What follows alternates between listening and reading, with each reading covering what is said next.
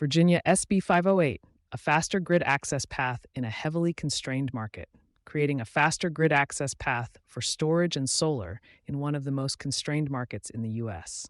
Virginia enacted a law this month that targets a specific and underutilized form of grid capacity, the unused headroom sitting inside interconnection agreements at existing solar farms.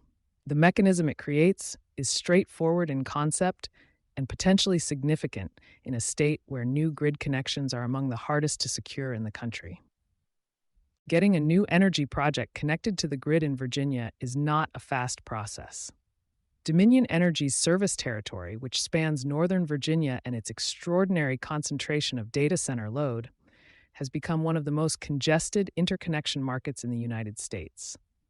Utilities in the region have implemented formal large load wait lists. New projects entering the interconnection queue face timelines that LBNL data put at more than 40 months at the median nationally in 2024, and Northern Virginia runs toward the longer end of that range. Senate Bill 508 was signed on April 22nd by Virginia Governor Abigail Spanberger. The law takes a different approach to capacity creation. Rather than adding new interconnection points, it asks utilities to find the capacity they already have but are not fully using. What surplus interconnection service means and why it matters in Virginia's grid market. Solar farms are typically interconnected at a capacity rating that reflects their theoretical peak output. In practice, solar generation is intermittent. Output varies with time of day, season, and weather.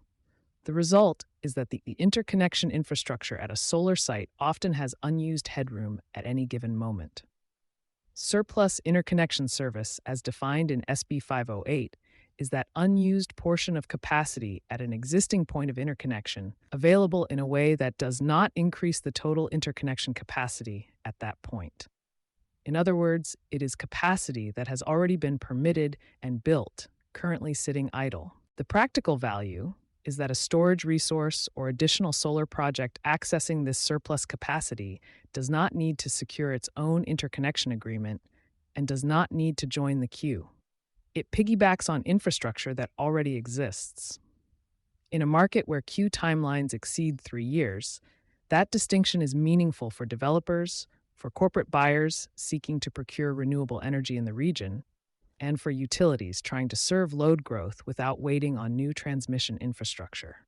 What SB 508 requires Dominion Energy and Appalachian Power to do by 2027. The law directs Appalachian Power, Phase 1, and Dominion Energy Virginia, Phase 2, to conduct comprehensive assessments of surplus interconnection capacity across their solar portfolios. Appalachian Power must identify at least 2 specific points of interconnection where surplus capacity is feasible. Dominion must identify at least 5. Both utilities must consider factors including how much the surplus capacity could defer other generation or transmission investments, proximity to high-load areas, environmental impacts, and local permitting conditions. Assessment reports are due to the State Corporation Commission by January 1, 2027. Alongside the assessment, both utilities must establish pilot programs, up to 100 megawatts for Appalachian Power and up to 500 megawatts for Dominion. The pilots are designed for energy storage resources and, where the SCC finds it practicable, solar generation facilities using surplus interconnection capacity.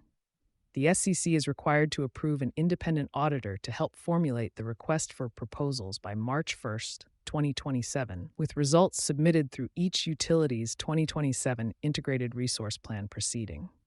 The law explicitly does not cap total procurement at pilot program levels. Utilities can go beyond those thresholds with SCC approval through standard regulatory channels.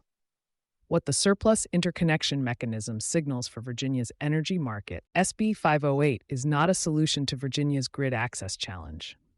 The volumes are modest relative to the scale of load growth the state is managing, and a pilot program with an RFP launch in early 2027 will take additional time before any projects are operational. What the law does signal is that Virginia's policymakers are looking for ways to unlock capacity within existing infrastructure rather than relying entirely on new grid construction to meet demand. That approach, pursued in parallel with traditional transmission investment, reflects a practical acknowledgement that conventional infrastructure timelines are not keeping pace with how fast load is growing in the state's most congested markets. For energy procurement teams and developers tracking renewable energy options in Virginia, the surplus interconnection RFP process will be worth monitoring. It represents one of the few near-term pathways to grid connection in a market where standard interconnection timelines have become a genuine constraint on project development.